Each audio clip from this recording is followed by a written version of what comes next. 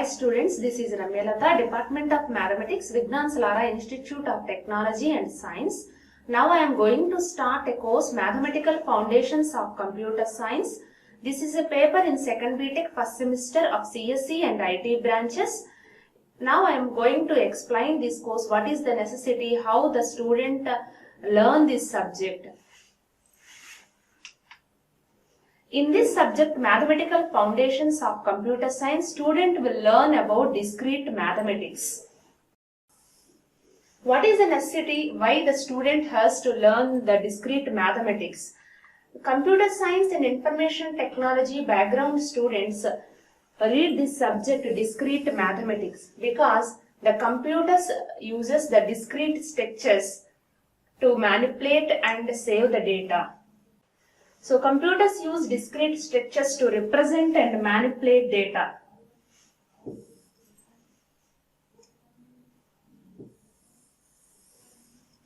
So because the computer saves every information in the form of binary digits, zeros and ones, in this discrete mathematics we learn about binary logic or Boolean algebra, so that this subject Mathematical Foundations of Computer Science is essential for the computer science and information technology background students.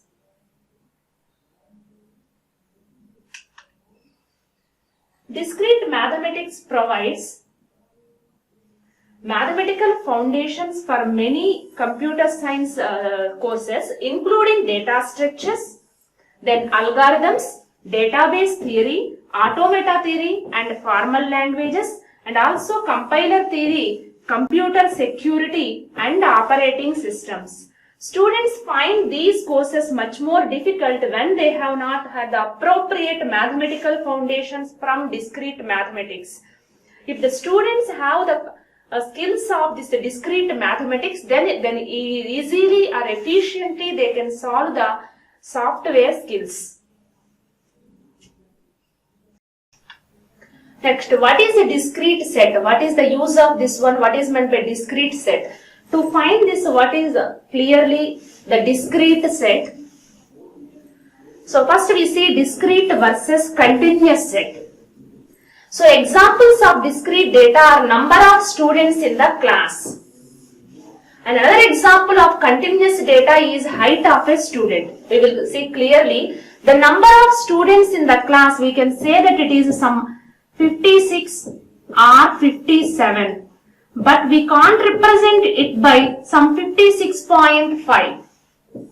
So we can say that either it is 56 or 57 or 58, but not in between 56 and 57, that is 56.5.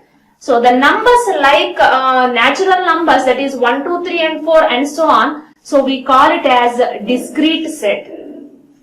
Now number of candies in a packet. Suppose if we take the number of candies in a packet, we say that it is some 10 or 11 or 12 or it may be 100 also, but we can't say that it is 10.5 candies are there in a packet. So that the natural numbers are examples of discrete set. Next, coming to the continuous data, height of a student.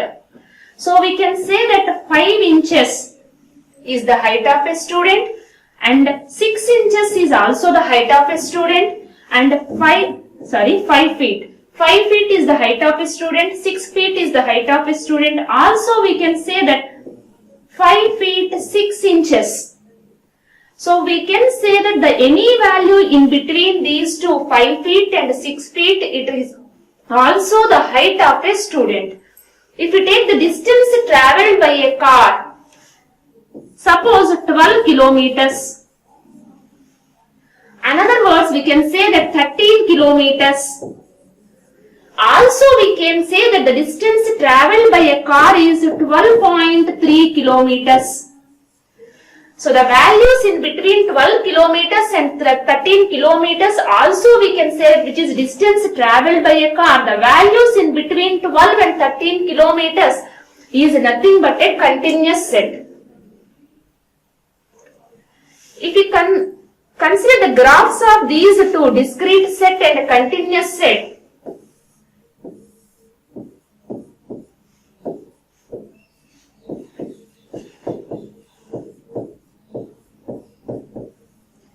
discrete graph has some breaks.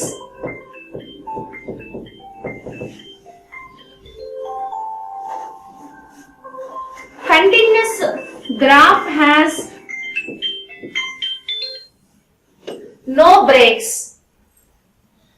Discrete graph has some breaks. The continuous graph has no breaks. Right? Another example of discrete data is set of natural numbers.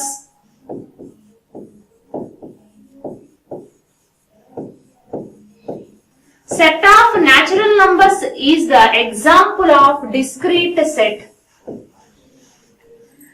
So, continuous set example is set of real numbers.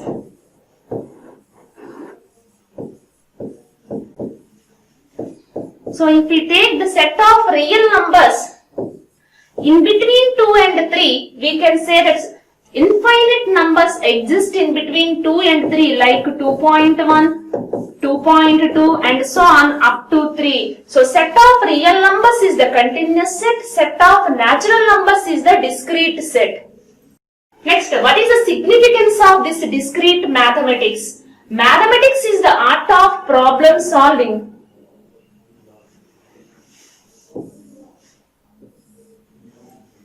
To solve any problem, it requires the mathematical skills. Next, defining a problem requires mathematical rigorousness, means strong mathematical foundation is required. Use and analysis of models, data structures requires a solid mathematical foundation, means that analysis of models, data structures and also in the operating systems, dynamic programming, all these computer science subjects which requires strong mathematical foundation. So, mathematics is the art of problem solving. Defining a problem requires mathematical skills.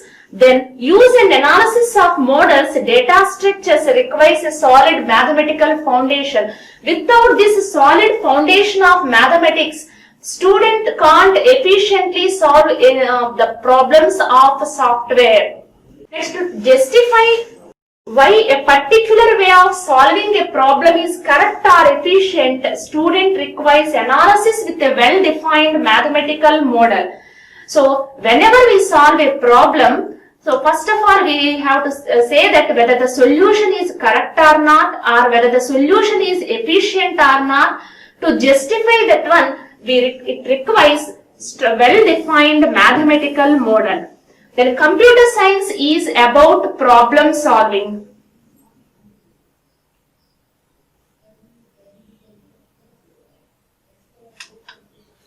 Next, if we consider the example, Sony is watching TV. If Sony is watching TV, then she is not studying. If she is not studying, then her father will not buy her a scooty. Suppose if we consider this example, what is the solution of this example? If we understand clearly each sentence step by step, we can say that the conclusion of this example is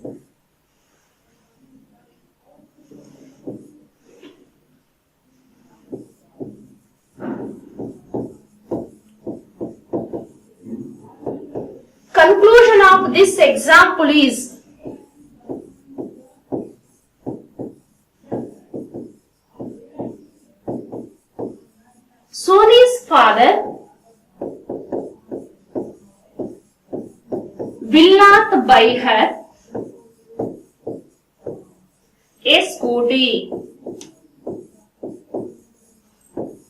Right, I wrote the conclusion clearly, but I need to say that whether the conclusion is correct or not, and also we need to check that whether the solution is efficient or not. To check that one which requires a strong mathematical foundation means that a well-defined mathematical model. By using a well-defined mathematical model or the mathematical logic, we can say that the conclusion is efficient. Suppose if I write Sony is watching TV, which is represented by some preposition P.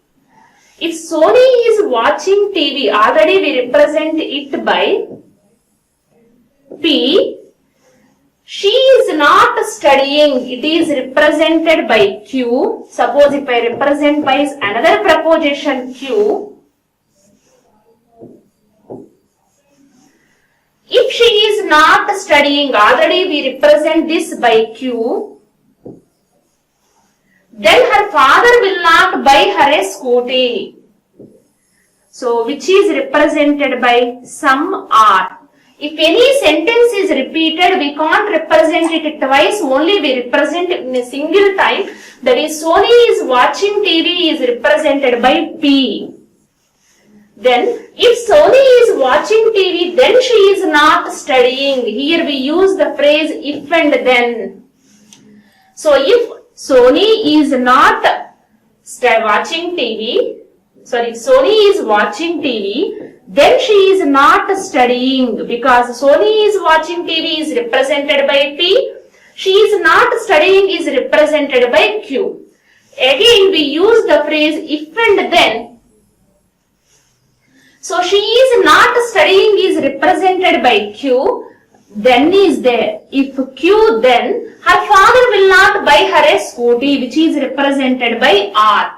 By using a suitable mathematical logic, we call it as predicate logic. The conclusion of this is R, because if P is done, then automatically Q follows. If Q follows, automatically R satisfies. What is R here? Sony's father will not buy her a scooty. So what is the conclusion? Conclusion is Sony's father will not buy her a scooty. So to solve this problem, first it requires designing of problem is required. After applying a suitable mathematical method, that is well-defined mathematical model, which is predicate logic, we say that the conclusion is R. Right? Because the conclusion R is correct by using the predicate logic, so we can say that this mathematical model is efficient and the conclusion R is correct. That is, Sony's father will not buy her a scooty. So, like that, whenever a problem is there, first of all, we need to design that problem using a suitable mathematical procedure. Then, after that, solving that problem, and we need to check that whether the solution is efficient or not, or correct or not. For all these procedures, it requires a strong mathematical foundation. So, the problems in cryptography and problems in dynamic programming, otherwise in operating system, the student to solve any problem, otherwise to write the coding, certain mathematical foundation is required. In this course, the student will learn about the mathematical foundation.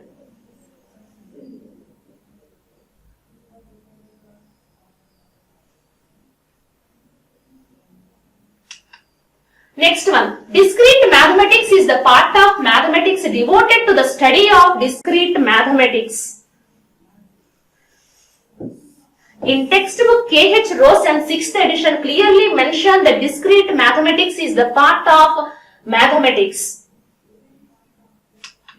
Next, coming to the applications point of view, that means where these mathematical foundations of computer science or discrete mathematics the student will use in core subjects, that means in computer science and information technology subjects, means in artificial intelligence, switching circuits, design of computing machines, then data structures, relational database, cryptography, hash functions, dynamic programming. In all these subjects, and also so many subjects are there where the mathematical skills are required.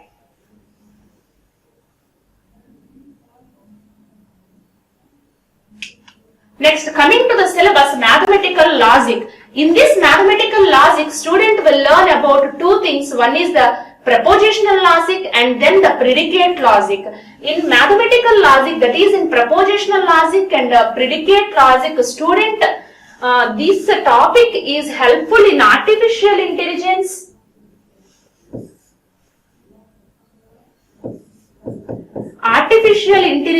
and switching theory.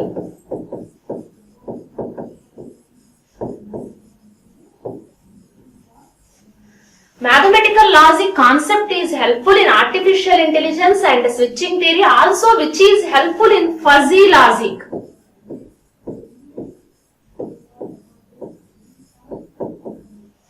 Because in this unit, the student will learn about logical connectives and or negation, conditional and biconditional. All those logical connectives are useful in fuzzy logic and also in artificial intelligence. While calculating PDNF and PCNF, principal disjunctive normal form and principal conjunctive normal form, those two topics are helpful in switching theory.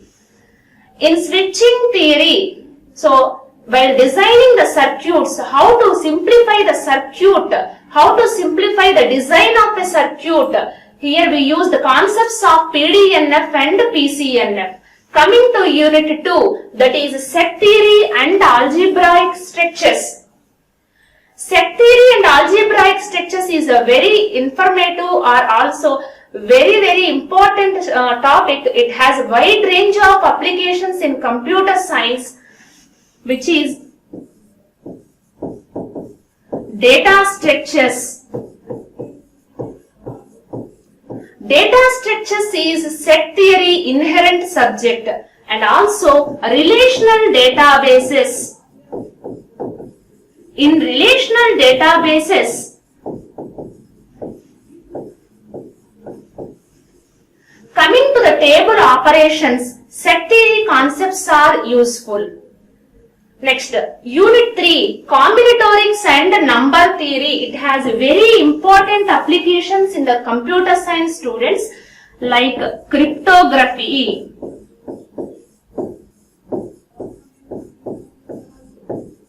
While encrypting and decrypting the messages, we use the concepts of number theory. Then computer organization.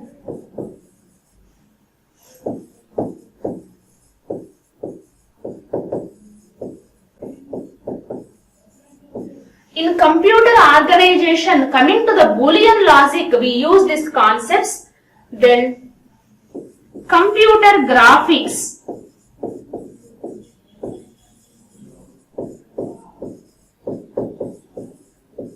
In computer graphics also we use the concepts of number theory. Combinatorics is helpful to evaluate the formulas.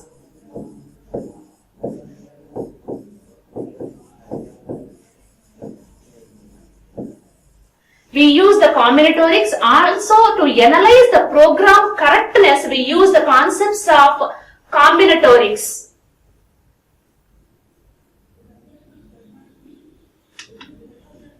Next, coming to unit 4, that is recurrence relations. It has important applications in banking sector, also in dynamic programming.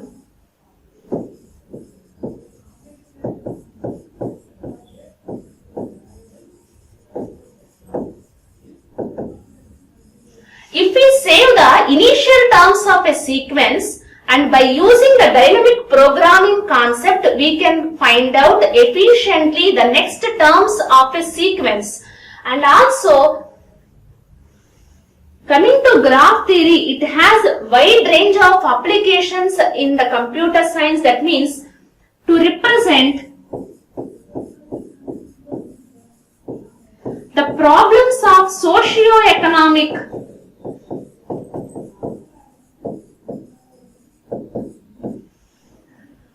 and also biological problems,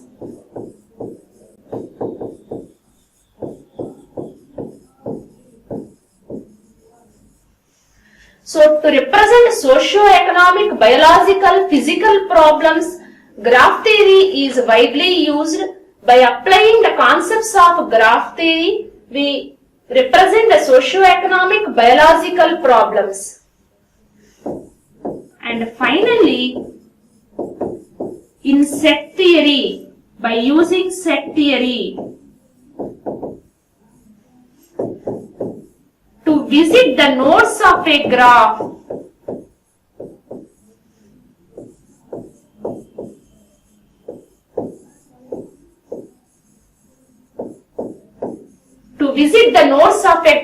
or to track the nodes of a graph, we use the concepts of set theory. These are the applications of all these 5 units.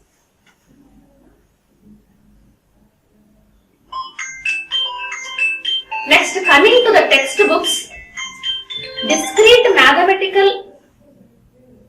Discrete mathematical structures with applications to computer science, Tremblay and Manohar.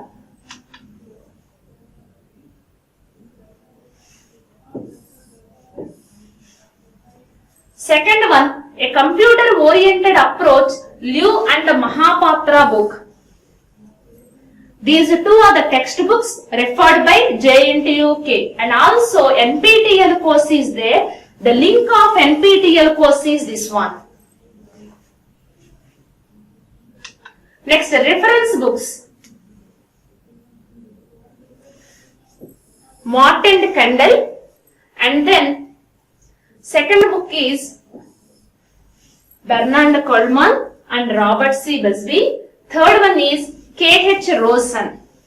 This third book, reference book K.H. Rosen, has many applications included in this book. Next, course outcomes. Demonstrate skills in solving mathematical problems. Here, in this course, student will learn about how to demonstrate the skills in solving mathematical problems, and then how to affect mathematical principles and logic, how to combine the principles and logic. Next, demonstrate knowledge of mathematical modeling and proficiency in using mathematical software. That means while coding of some subjects like computer subjects, then mathematical modeling is required. Then manipulate and analyze data numerically and graphically using appropriate software, and then communicate effectively mathematical ideas verbally or in writing. In recurrence relations, if a problem is given, first we need to construct that problem in mathematical terms or like in a sequence. After that, writing the given problem in mathematical notation, then student need to solve that problem. Next, coming to unit 1, which is mathematical logic. So in mathematical logic, here we have two sections. First one is propositional logic. Second one is predicate calculus. In propositional calculus, the first one is a proposition. What is the meaning of proposition? A proposition is a declarative sentence. It is a declarative sentence that is either true or false. Whenever a sentence is given, immediately we need to say that the sentence is true or false, but there is no ambiguity. If any ambiguity is there, then it is not a proposition. See the examples of proposition. New Delhi is the capital of India. Yes, it is a correct statement. So, it has a truth value, true. So, whenever a sentence is given, by seeing the sentence, we need to tell whether it is right or wrong. Right means it has a truth value T. If it is wrong, it has a truth value false. T is denoted by truth value T is denoted by 1. Truth value false is denoted by 0. Next, Leh is the capital of Union Territory Ladakh. Yes, because recently the Jammu Kashmir is divided into 2 union territories. So, Ladakh, Leh is the capital. Yes, it is also a correct statement. So, it is also true. Now, 1 plus 0 is equal to 1. Right. LHS value is 1, which is equal to RHS. Also, it is a correct statement. So, truth value is T. Next, fourth one, 0 plus 0 is equal to 2. LHS value 0, RHS value 2, both are not equal, but we can say that confidently it is a false statement. There is no ambiguity here also. So, all these are examples of propositions. If any sentence is there, a declarative sentence which has a truth value, either true or false, but there is no ambiguity, there is no confusion, in that case we say that which is a proposition. Next one, examples that are not propositions. Sit down. So, if I say that sit down means we can say that the opposite person may sit down or may not sit down. There is some ambiguity, which is exclamatory sentence. There is no truth value for this one. So, which is not a preposition. Next, what time is it? Suppose if I ask what time is it, the student may tell 8 o'clock. After 2 minutes, it may 8:02, or after some 10 minutes, the time is 8:10, like that. So, there is no clarity about this one, which is a questionary. Therefore, it is not a preposition. Coming to the third one, x plus 1 is equal to 2. Whether x plus 1 is equal to 2 or may equal to 2 or may not equal to 2, it completely depends on the value of x. If x value is, suppose if I take 1, then it is true. If x value is some 10, it is not equal to 2. Therefore, it completely depends on value of x, implies it is not a preposition. Next, x plus y is equal to z. Here, this sentence depends on three variables x, y, z. No clarity about these three. So, which is not a preposition. Can Razu come with you? So, Razu may come or may not come, means that again it has some ambiguity. Therefore, it is not a preposition. So, prepositional variables are denoted by small letters P, Q, R, S. The preposition that is always true is denoted by T, R1, and the preposition that is always false is denoted by F, R0. Now coming to the summary.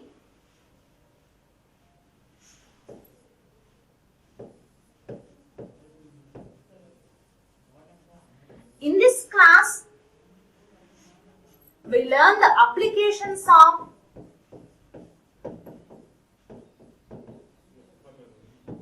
MFCS course. Why this course is necessary for computer science students? What are the applications like artificial intelligence, computer organization, computer graphics, data structures, and then dynamic programming, compiler programming. All these are applications